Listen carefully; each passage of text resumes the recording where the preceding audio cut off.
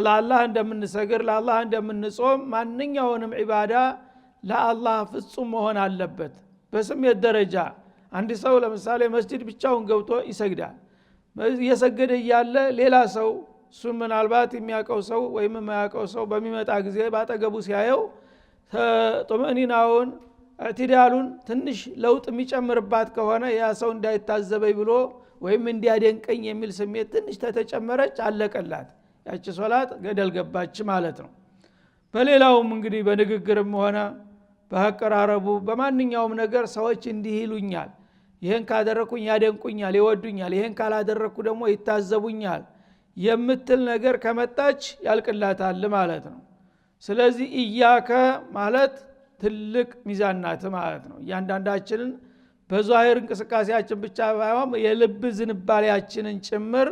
የምትለካ የነበድ መመርመሪያ ናት ማለት ነው